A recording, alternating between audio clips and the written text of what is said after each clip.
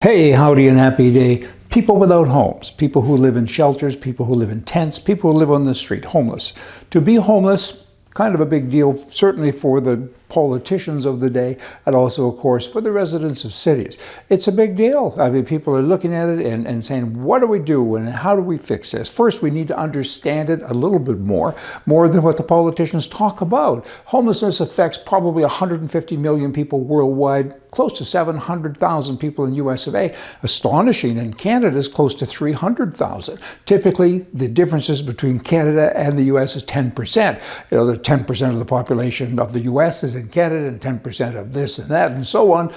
Kind of starting to see about half. Are those stats correct? Stats move around. Every website, everywhere. Go on Wikipedia, talk to people, go onto government sites, and numbers do change. They're kind of all over. But those seem to be the accurate numbers. Back in the day, or way back in the day, there was different wordage and pronunciations for all kinds of things, right? And meanings and so on.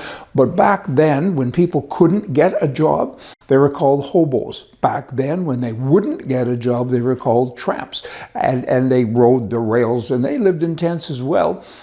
But they were treated differently. There were laws in place, and those laws prohibited them from staying in one place for too long because the police went and picked them up and moved them out, jailed them, and so on. Many of them, of course, look forward to that because they got a good meal in jail. But the homelessness thing today is I can't say it enough, a big deal. Look at LA, look at San Francisco, and look at so many places. Look at Vancouver, Canada. There's tents everywhere, and the people that live there, the people that pay the taxes, they're under threat. They can't go to certain areas, and there's needles and free needles in a lot of cities like San Francisco. They even give you free booze. If you're an alcoholic, don't shake in the morning, we'll give you a drink. And that's going on with homelessness. And why are people homeless?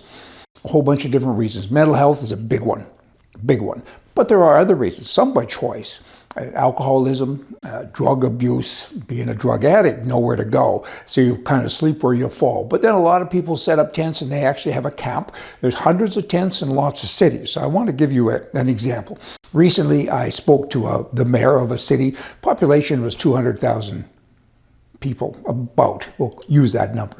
And in his city, there is about 200 homeless people. And those 200 people all seem to live together. They have tents everywhere blocking walking trails and running trails, and there's needles everywhere. And they're aggressive because some of them are higher than kites, as it is, and they chase people, and they're seeing things, they're seeing demons, they have demons.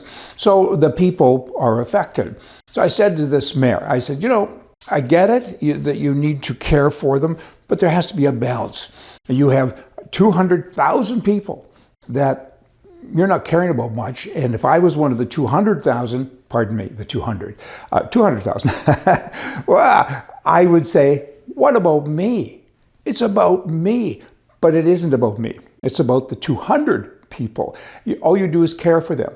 I get it. But while you're caring for them, you're impacting me. I pay the taxes, I do all this stuff. And I'm scared to go into certain parts of town. I don't want to walk barefoot, I'll get a disease. Blah.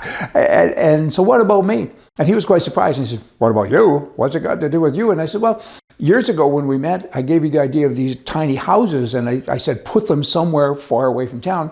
You kind of listened, but not totally. You got the tiny houses, but you put them right where the tents used to be, more or less. Nothing changes. And now you got something they can burn down. I mean, they have mental health, I understand.